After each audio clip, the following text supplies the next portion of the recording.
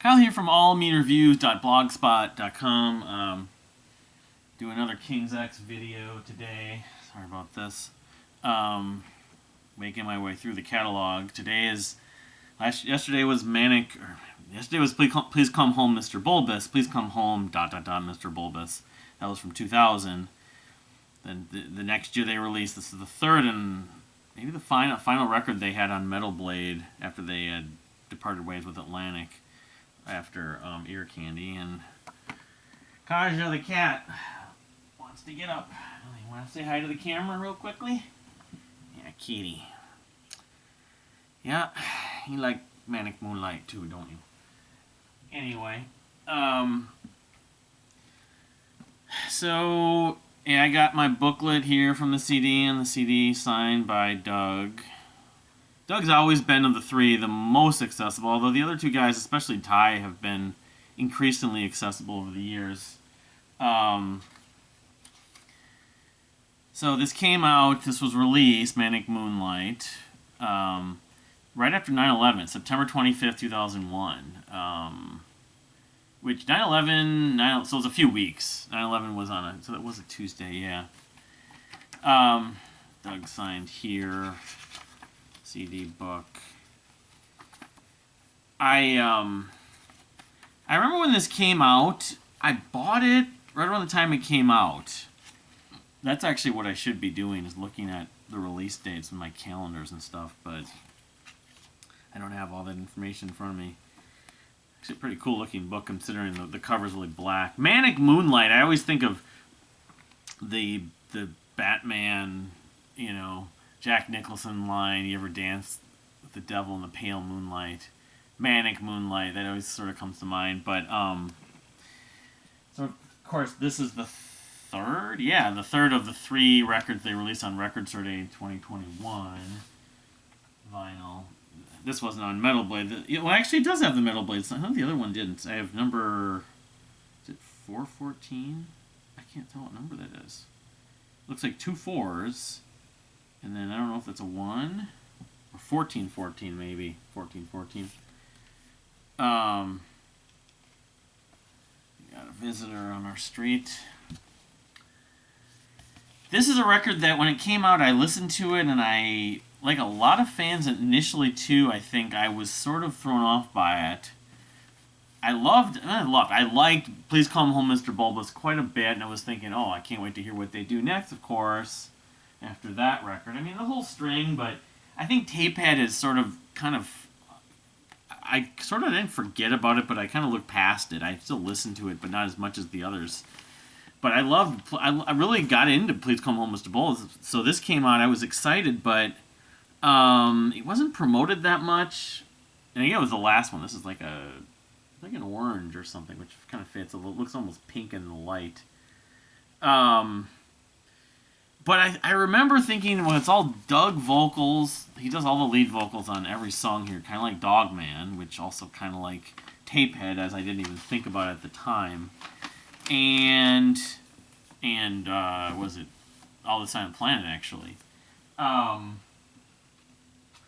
it also had to do with the fact that the experiment, it was kind of a little more experimental, oddly enough, than I expected or I was used to, compared to, say, even Please Come Home, Mr. Bulbous, which had experiments, but I thought the experiments worked. The little, drum loops and stuff. The drum loops and the production was weird to me. But I don't remember when it was. I know the song Vegetable, they either shared online, as a stream. I don't know, YouTube didn't exist then. They had, websites, on a pure volume. I can't remember. I remember that was, the first song that was being promoted. Maybe it got released as a single.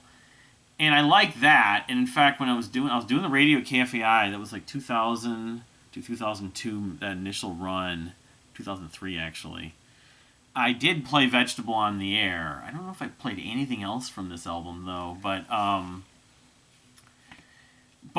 it was I like Vegetable, but then Skeptical Winds was the song that really was throwing me off. What are they doing with this? This isn't rock music or something. I don't know, but it was probably within the next year and a half. I don't remember if it was in 2003 or 2002. I saw him on that tour. As I looked yesterday at my tour, my concert history, talking about the live stream. I saw him on that tour. I wonder if it was. It had to have been after it. Let's just see here. 2000. I was just on 2001. Was it that? They played First Avenue, I think, which is it's like that was the tour, that was the venue. They played The Quest. No, that was for Bulbous. So they played. It was First Avenue with Moke. A couple months later, November 5th. And then the following June after that, they played at First Avenue again with Tapping the Veins. So they played First Avenue back-to-back times. But I don't know. At some point, I don't know if it was before that second show I saw him on this tour, or I'm not sure if the next album or Black Like Sunday had come out from the last. I can't remember. Anyway, I'll know when I do that video in the next video. It somehow just hit me. There's a couple records around that same time. Spock's Beard's album Day for Night, which I had always liked, but I was revisiting and I started to really like more and realize it was as good as most of the other records. And there was one other record too. It was a case of when I love that when it happens. It doesn't happen that often, but occasionally it will come up where I think I actually have the Manic Moonlight. Yes, I do. My jewel case here, the picture of the guys there. Look at Doug with his fro and I don't know, Sergeant Pepper thing from Ty, or like a policeman ball hat. Who did the artwork? I'm not sure. The Wikipedia page probably tells. It just hit me over the head how much I was sleeping on this record. The Japanese version has a longer version of Vegetable and Believe, the opening track. No, actually, Ty did the cover art. Interesting. Songs written. Who produced it? It was produced and mixed by Ty, which is interesting. So, it just hit me. Why did I ever question? Why did I like this album? Because the flow of this record was just unbelievably good. It was kind of also the right mood.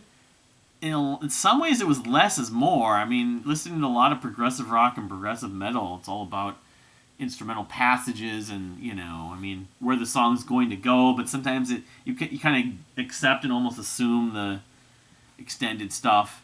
And this album, it was it fit the right mood. It had the groove. The percussion that bugged me, the percussion or mixing percussion that opened, I want to say the title track, Skeptical Winds, obviously, and maybe Static. Yeah. It was. I was thrown off by that, and I was like, no, this is actually really interesting. It's an experiment that seemed to work. Initially I didn't think it did, but it did.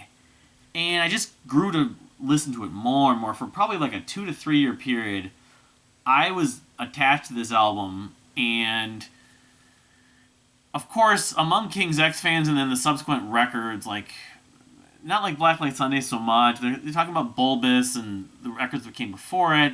And then when Overtones came out, I'm like, well, yes, but don't forget about this album. And people forgot about it. It's not that good of an album. Other than Vegetable. And even I asked Doug, I want to say it was 2008. Yeah, when they played at Station 4. And June 23rd, I think it was my dad's birthday. International Prog Day, according to the day that Dream Theater released an album, and Kiss Kiss and a bunch of other bands. 2009, actually. He's like, yeah, it had some good songs, but I don't love it. And the book itself, in some ways, kind of reflects that. Now, I kind of understand when they're talking about some of the songs. Some of the songs are about, unrequited love and, depressive thoughts. The other side is about, going to the other side. You're going to die. When you're going to die, what's on the other side, Jenna, the song, as I came to learn now from the book, I never really thought about that, is referring to it's the title of it is referencing genitals. It's a play on words a little bit, which I still like this song, although I would say among the proper tracks on here, it's my least favorite. I think they could have ended the album with Vegetable. That would have only been 8 songs, but that would have been an amazing 8 songs. The flow is just so good on this album. False Alarm. The song Yeah it doesn't have. I mean, they kind of looked down on it. They couldn't come up with a title for it. A little bit like Moan Jam. It's a great kind of flowing jam. And I'll say that listening to it again today, it's been a few years since I've listened to it, even though as much as I really love this album. I think it's Skeptical Winds, especially. And there's one other track that they go on for a little longer than they need to. It doesn't bug me that much, but I can sort of understand the critical element to some things on this record for that reason. Is that some of the tracks kind of just go on and they repeat the same kind of ideas, and even though they flow, it could be cut. It could be edited maybe, but Believe, the opening track. I mean, I think it gets better as the album goes on. Believe, and it doesn't bug me. I mean, as much as I love the other guys' vocals, and they do some harmonies, Ty and Jerry, and Ty produced this. I think it actually works. Unlike with Dogman, which I think that the lack of some of the vocals from Ty gave that a small stigmatism to me. It's always I've never been bugged after that initial kind of concern or like wonder what, because compared to Bulbous had I don't know how many 3, 4, 5 songs from Ty and Jerry, Ty I believe it was. This had none, but it didn't matter. They were just serving the song. In Vegetable, the song is just tremendous, and it's a staple live. I think it is better, even better live. But it's got such a great sort of escapist message, which a lot of songs they do. If you just didn't have to think about anything, you'd just be a vegetable, and you'd like to give it away, give it all away if you could give it away, just to sort of. I mean, influenced by the Chili Peppers, give it away now. Of course, the Heart-Shaped Box is also mentioned, which their Nirvana thing comes up. I think it was Static. Static has that rhythm that's so infectious, the way it layers, and then when Ty's guitar comes in, the rhythm and the percussion, the rhythm going on for the first 3 minutes, and then Ty's guitar comes in. I mean, it's clear after basically Dogman, or even, especially with Tapehead, Ty became so into those kind of those power chords, which, you think about the early King's X and what Ty did, and there's a distinct difference. It's almost he changed his style completely. For the better in a lot of ways, but it's notable. Like, you listen to he loves those riffy kind of grindy, those grindy riffs, rather. So, anyway, what do you think of Manic Moonlight from King's X? Are you like a lot of fans that I know, and you just kind of think it's got a few decent songs, but it's just lesser, or do you champion it? I think it's almost, and it talks about a lot of fans actually are like me that do like it, but a lot of the hardcore fans, a lot of the casual fans, a lot of the Dream Theater fans that are King's X fans, the progressive rock, like progressiveears.com. I have to stick up for this album. I have to constantly mention it, and I'll say that listening to it today again, of course, after the first time in a few years, I don't maybe know if I love it as much as I once did love it, but I still feel like it's highly overlooked. And if you can sort of embrace the flow, the vibe, the energy, the sort of like track after track is sort of, less is more, but like, and it doesn't go on that long. It's only like a 45-minute album. It's like the perfect length, and it's the perfect mood record. I wouldn't listen to it like nonstop. It doesn't have really anything super poppy, but at the same time the songs are memorable, which is weird. You can be poppy and you can be memorable and not necessarily be super catchy or poppy, but the energy on it is great. It definitely gave me, in that sense, you could say it could be a go-to in some ways if you are feeling lethargic or just need a pick-me-up. This was definitely, like I was having a bad day, I'd put this on. It's an escapist album, like the song Vegetables. So in 2001, just looking at the year, well, that was the year Ars' album Distorted Lullabies came out, which was, I think, in May. A favorite of mine. Transatlantic Bridge Across Forever, that came around at the same time. I don't remember if that was September, August, maybe it was later than that. Maybe even later, maybe in October.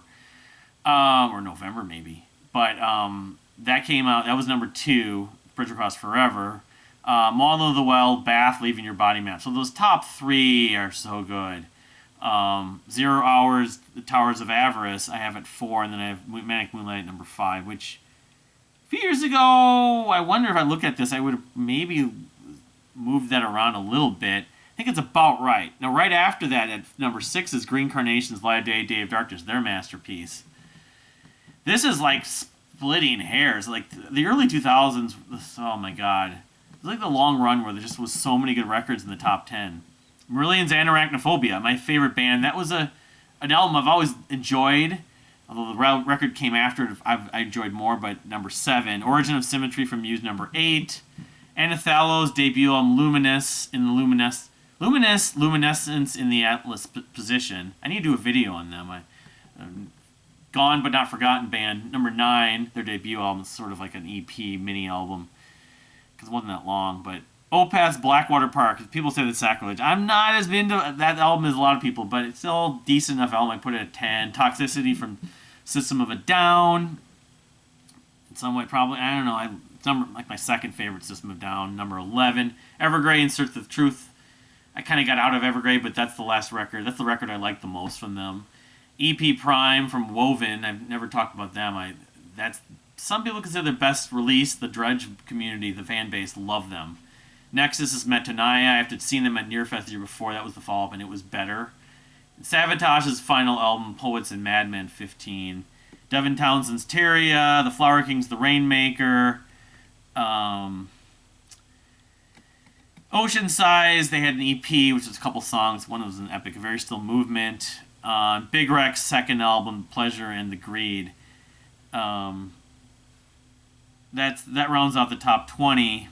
And then you got Menomena's debut EP. The live scenes from came out in 9/11 by Dream Theater. I still have the original cover for that on CD. December is 5 Songs EP. That was, I think, their debut. They had their first album, came out maybe the next year. Castaways and Cutouts. Virgo, one of Andre Montos' projects. I think I have that on CD, actually. That album, Appleseed Cast, Daft Punk's Discovery. I might move that up a little bit. I'm now thinking about it. I have 38 releases on this list. Shadow Gallery's Legacy, Time of Orchid's debut on Melon Whisper. I think that was a debut album. Immortal Technique. I don't like a lot of hip hop and rap, but that's one of the Revolutionary Volume 1. He's one of the rares. I like a few of his records. It's sort of spotty after that, but those top 10 to 15 albums. And Manic Moonlight's right in the mix there. I will probably never not love this album for a lot of reasons. But I'll guess I'll say, it's sort of, I had my peak interest in it. I don't know if I'll ever be rekindled that sort of obsession with it.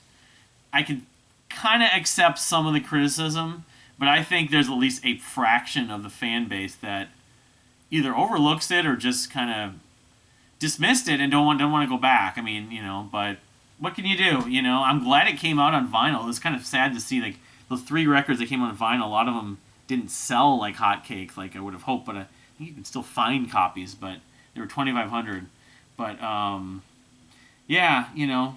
Anyway, like I said, what's your take on Manic Moonlight? If you haven't subscribed, please subscribe. Thank you for subscribing if you recently have. I got, Black Like Sunday I might be able to do on Thursday, depending on time.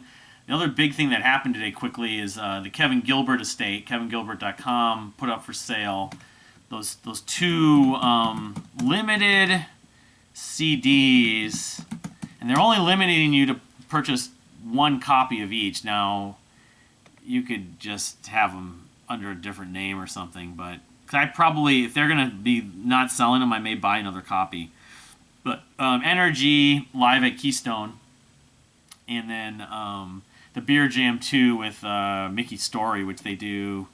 The sample trailer, which was a long preview, it was like 5, 6, it was like 8 minutes, had both Genesis's Fert the Fifth, like really like a faster range with Kevin's playing. Just to warm up, they were just warming up, him and Mickey, and then a few different UK songs, and Kevin at one point goes into sort of a John Wetton. He's trying to channel John Wetton almost overtly, but when I get those, I'll do a video, I'm sure, about that and talk about them and stuff like that. So this is this KMG archive series, which is going to be this multi-CD series. Will consist of audio recordings from all eras from deep within Kevin Gilbert's audio vault, demos unreleased tracks, alternate mixes, live soundboard recordings, studio rehearsal sessions, and more. The highest quality audio source was used for each title. Some recordings will be presented in raw form and exist for the true completist. Due to limited availability of the series, orders will be limited to 1 CD per person. Populous One, Gilbert Properties Partnership reserves the right to cancel or modify orders accordingly. Why are these linked? That's really weird. Oh, they're selling them digitally. Ah, I see what you're doing there, Bruno. All right, that's good to know. At least you can buy them digitally. I mean, there's other sites that have a couple of the albums. The Kevin Gilbert, The Shaman of the True multi-disc, videos like earlier this year, I said it was a box set. It's not a box set, it was a multi-disc. It's going to be like a book, probably, like the Thud anniversary book. And coming out this year. This is what the alternative they decided to do instead, and will somehow find its way, hopefully, next year. Maybe early next year, so maybe around the same time that the Shaming vinyl came out this year, so the vinyl of Shaming of the True. So anyway, I think that's about it, but thank you for watching again. I said a few more King's X, Blacklight Sunday, Ogre Tones, XV, Black Sunday, Ogre Tones, XV, and then the new one. So we got 4 more, ranking video, and then maybe a review of this. The song list, I don't know if that's happening. It will happen at some point, but, I got some other ideas for videos and stuff, so I don't know. I'll be waiting. But thank you for watching. We'll see you next time.